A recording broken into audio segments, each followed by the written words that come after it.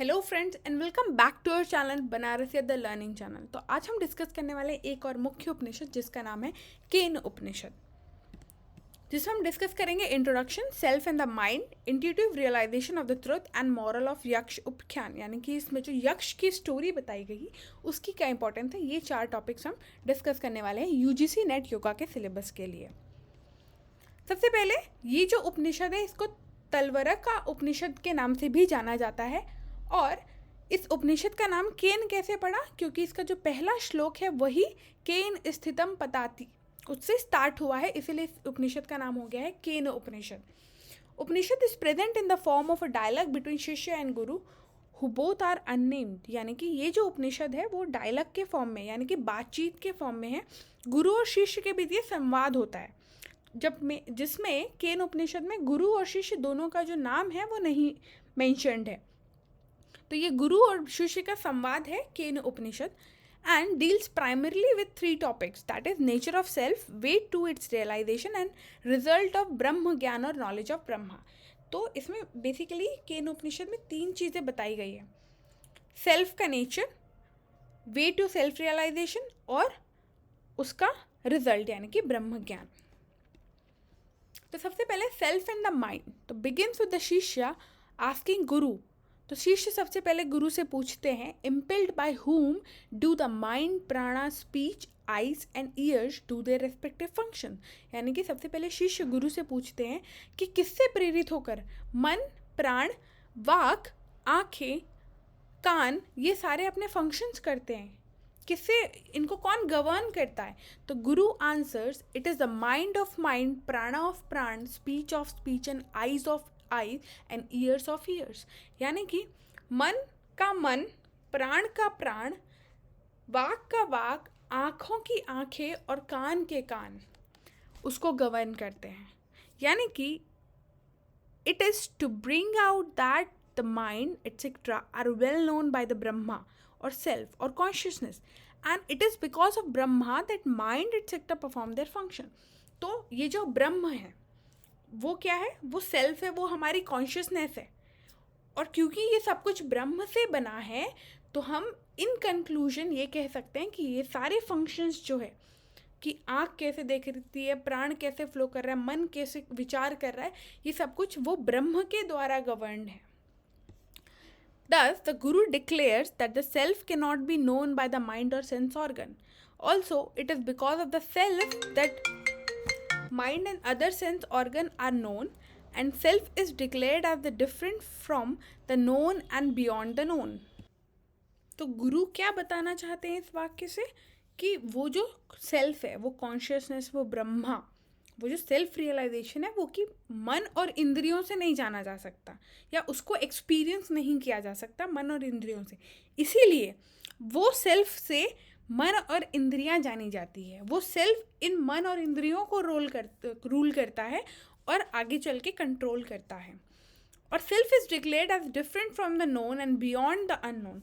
और इसीलिए ये जो सेल्फ है, ये जो कॉन्शियसनेस है और ये जो ब्रह्म है, उसको जो हम जानते हैं उससे अलग माना जाता है और जो हम नहीं जानते उसके परे माना जाता है। Next is intuitive realization of truth.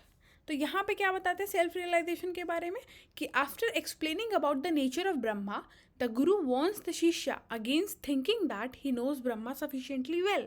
यानी कि गुरु ये सब बताने के बाद, ये सब व्याख्या समझाने के बाद शिष्य को ये चेतावनी देते हैं कि ऐसा बिल्कुल मत समझना कि तुम ब्रह्म को जान गए हो इन वाक्यों से या इन जो मैंने समझाया उससे तुम ब्रह्म को जान गए हो, ऐसा बिल्कुल मत समझना।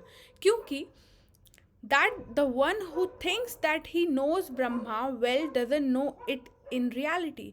क्योंकि जो ऐसा सोचता है कि वो ब्रह्म को जानता है वो एक्चुअल में जानता नहीं है उसको रियलिटी में, इसीलिए वो ऐसा कहता है कि मैं ब्रह्म को जानता हूँ। ठीक है। Further the Upanishad contains the famous statement, it is known to him who knows it and unknown to him who knows it. इसीलिए इस उपनिषद में ये वाक्य कहा गया है कि ब्रह्म जो है उनको प्राप्त होता है या वो ब्रह्म को नहीं जानते जो कहते हैं कि मैं ब्रह्म को जानता हूँ, बल्कि कि जो ब्रह्म को जानते हैं एक्चुअल में वो तब भी कहते हैं कि मुझे ब्रह्म के बारे में नहीं पता, क्योंकि हम क्या है, हम सिर्फ आंशिक मात्र जान पाते हैं, ठीक है। उस आंशिक मात्र से जो है उससे ही हमारा लिबरेशन हो जाता है। तो it is known to him who knows it and unknown to him who knows it, ठीक है। जो ऐसा समझता है कि वो उसको जानता है, वो ब्रह्म को नहीं जानता, बट जो एक्चुअल में एक्सपीरियंस करता है, जो एक्चुअल में जानता है, वो ब्रह्म को जान पाता है। And the idea that the Guru tries to convey is that the Brahma is not something to be known in the sense of knowing something objectively using the sense organ or mind. और यहाँ से गुरु ये समझाना चाहते हैं शिष्य को कि ब्रह्म कोई ऐसी चीज़ नहीं है जिसे जाना जाए। मन और इंद्रियों से ब्रह्म को नहीं जाना जा सकता, वो उससे भी परे है और उसे सिर्फ एक्सपीरियंस किया जा सकता है। Then Upanishad also mentions how Brahma is to be realized intuitively. The knower of Brahma knows it to be present in all experiences as the set or Sakshi Chaitanya or witness consciousness. तो जो ब्रह्म को जान लेता है, जिसको self realisation हो जाता है, उसको सारी चीज़ों में, हर किसी चीज़ में उस ब्रह्म का अंश दिखाई देता है। फिर वो क्या बन जाता है, वो सिर्फ साक्षी बन जाता है, जो कि हमारे जो आत्मा का या हमारी सेल्फ का रियल स्वरूप है, वो सिर्फ साक्षी का है, वो सिर्फ देखने का है, ऑब्जर्वर का है, ना कि उनमें लिप्त होने का है। तो जब वो ये जान जाता है, नोअर ऑफ ब्रह्मा हो जाता है, तो वो कैसा बन जाता है, वो साक्षी चैतन्य बन जाती है, यानी कि वो सिर्फ विटनेस कॉन्शियसनेस रह जाती है उसके अंदर। The wise man knows the Brahma to be present in all things and being and this realization makes him immortal. और जब जो मनुष्य या जो योगी है, साधक है, वो जब ये जान लेता है कि सारी चीज़ों में और सारे क्रिएचर्स में, सारे जितने जीव जंतु हैं, सब कुछ में वो ब्रह्म का अंश है, वो उस ब्रह्म से ही बने हैं, तो उसको सेल्फ रियलाइजेशन हो जाता है और तभी वो लिबरेट हो जाता है, यानी कि इमॉर्टल बन जाता है। Then the moral of Yaksha उपख्यान, तो जो यक्ष की स्टोरी बताई गई है केन उपनिषद में, उसका क्या मॉरल है। तो third part of Kena Upanishad begins with the story about war between Dev and Asur. Dev emerged victorious in the battle and become elated, thinking that victory and glory was theirs. Brahma, knowing this, appeared before them as a yaksha and being vulnerable. तो यहाँ पे क्या होता है, तीसरे part में, तीसरे खंड में जो है केन उपनिषद के जो देवता हैं और जो असुरगण हैं, उनकी लड़ाई की बात बताते हैं, कहानी बताते हैं। तो लड़ाई में जो है वो देवतागण जीत जाते हैं। तो देवतागण जीतने के बाद जो है वो ये समझते हैं कि वो लड़ाई उन्होंने जीती है। वो सोचते हैं कि देवताओं ने लड़ के राक्षसों पर विजय पाई है। तो ब्रह्म इस बात को देखते हैं और समझते हैं, और ब्रह्म जो है यक्ष का रूप धारण करके देवताओं के सामने जाते हैं। तो devatas could not make out who the yaksha, so was they ask अग्नि, वायु, इंद्र टू फाइंड आउट।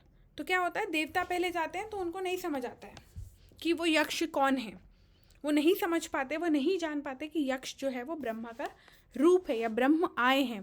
तो फिर वो अग्निदेव को भेजते हैं। तो वो देखते हैं यक्ष जो है, अग्निदेव उनको कुछ कर नहीं पाते, यक्ष उनको चैलेंज करते हैं, तब भी वो उस चीज़ को नहीं जला पाते हैं। वायुदेव भी जाते हैं तो सेम चीज़ होती है, वो अपनी जो वायु का जो पावर है वो नहीं शो कर पाते हैं।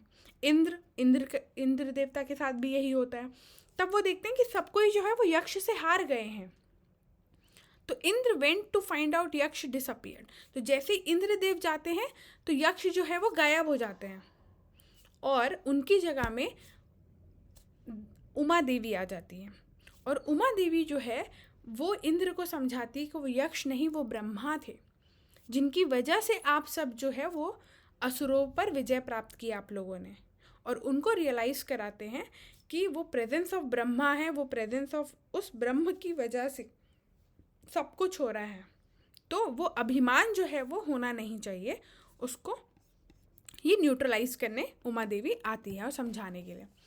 तो इस पूरी स्टोरी का क्या सिग्निफिकेंस है, सबसे पहला कि वो समझाते हैं कि सब कुछ का एसेंस, हर एक चीज़ का, हर एक क्रिएचर का, जो कुछ भी हो रहा है उसका एसेंस है ब्रह्म। तो हमें कैसा वर्क करना चाहिए, हमें सब कुछ डिवोट करके, यानी कि डेडिकेट करके सब कुछ करना चाहिए, और उस सुप्रीम पावर को, उस ब्रह्म को, उस सेल्फ को जो है उसको सुप्रीम मानना चाहिए। And secondly, the presence that the whole universe functions और Brahma is the substratum and the reality of everything. और ये हमें जानना चाहिए कि सब कुछ जो भी हो रहा है, ये सब कुछ सारी चीज़ें जो है उस सब में ब्रह्म के कारण वो हो रहा है। ब्रह्म कर रहे हैं, हम नहीं कर रहे हैं, ब्रह्म कर रहे हैं, ऐसा इस उपनिषद का मानना है। तो hope you guys like this video, do like, share and subscribe our channel for more videos. Thanks for watching.